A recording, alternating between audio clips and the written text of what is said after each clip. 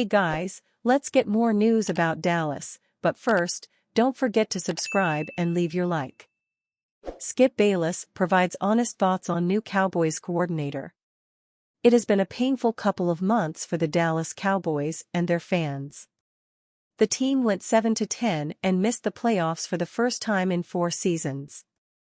Then, Dallas parted ways with head coach Mike McCarthy and made an uninspiring hire by replacing him with Brian Schottenheimer, who was their offensive coordinator.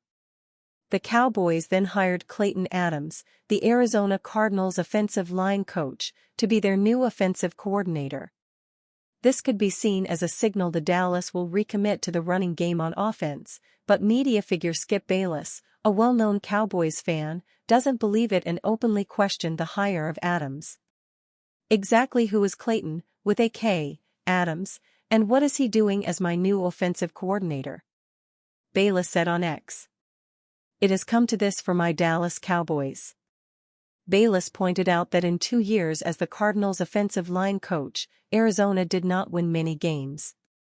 The Cowboys have plenty of weaknesses, but perhaps their biggest is their rushing offense, which ranked 27th in yards, tied for 27th in yards per attempt and 32nd in touchdowns this season. Even if they had chosen to hire a more high-profile offensive coordinator, those woes will not be fixed unless they improve their personnel in the backfield. Their primary running back is Rico Dowdle, who posted 1,079 rushing yards on 4.6 yards per attempt, but scored just 2 rushing touchdowns. He did have 3 receiving touchdowns. Bayless suggested the Cowboys select Ashton Jeanty in the 2025 NFL Draft after the Boise State running back had 2,601 rushing yards and 29 rushing touchdowns this season. NFC East news: Philadelphia begins Super Bowl week, Giants, Commanders focus on the draft. Lurie is seeing the fruits of his labor as his team returns to the Super Bowl. Amid the chaos and celebration that is opening night for Super Bowl 59 at Caesars Superdome on Monday night, with thousands of members of the media from around the world searching for their best viral moment, Eagles chairman and CEO Jeffrey Lurie patiently and proudly answered questions for the better part of an hour on every range of topic. What he circled back to more than once, as his Eagles make their 4th Super Bowl appearance since 2004, their 3rd since 2017, and their 2nd in 3 seasons, was the philosophy he's had since buying the Eagles in 1994. I can only be as good as the people around me, he said. We want to be the best in every area of an organization, and I have an obsession and a love affair with it. It's always about rethinking things every week, every month, and being humble enough to know that you can even be better. That's where we're at now. We have a great roster, a real chance to win a world championship again, and yet, there are all sorts of areas where we think we can improve. Lurie has always had a vision for the Eagles, one that started to take shape almost immediately in the 1990s. He wanted to be a powerhouse on the football field and a positive asset in the community, empowering an organization of high character, incredibly motivated people willing to think outside the boundaries to be great. To be the best. And the Eagles have a great team, and they know it, and as the team filed out of the Caesars Superdome to return to their parade of buses on the way back to the team hotel, they were one step closer to Sunday and the chance to win it all one more time, a testament to the greatness of an organization top to bottom fulfilling the vision that Jeffrey Lurie started more than 30 years ago. Draft prep is in full swing for the 3 division teams in their offseason. The Washington Commanders built a solid foundation in 2024.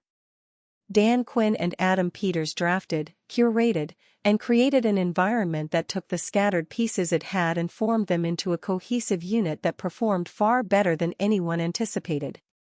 Both Peters and Quinn would tell you that they did not expect this level of success in their first season, but that's exactly what happened. On top of being so successful in 2024, they also have the 3rd largest amount of capital to spend in 2025 to solidify their weakest spots and make another run at the Super Bowl next season. That's why many are pointing to the Commanders as a top spot for Myles Garret to land, but the Commanders could also choose to answer the run defense question in the draft. Eric Edholm of NFL.com released his first mock draft this week, and he has the Commanders selecting edge rusher James Pierce out of Tennessee with the 29th overall pick. Now, Edholm likely created this prior to Garrett's trade request, but even so, the Commanders could very well choose to leave Garret out there for someone else and answer their questions in the draft. They drafted very well in 2024, and there's no reason to think it will be different in 2025. How the Cowboys could realistically land Myles Garret after trade request. The Dallas Cowboys face a long offseason after the uninspiring hire of Brian Schottenheimer as head coach. This is a top-heavy roster and a tired fan base that needs an injection of inspiration, and one of the best ways to return the franchise to relevance is fielding an elite defense.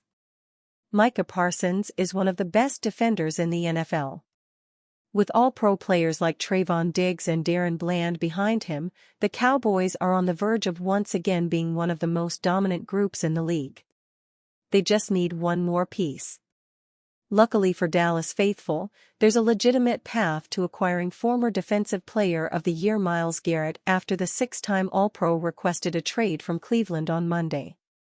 Garret grew up in Dallas and hasn't been shy about his love for the Cowboys. That said, Jerry Jones' laughable management has left the organization with little salary cap room to work with. It's not impossible to envision a deal though, and while Jones can't be trusted, Dallas could legitimately acquire Garrett's services. Mike Fisher of Athlon Sports recently laid out a 5-step plan that had clear enough cap room to trade for Garret.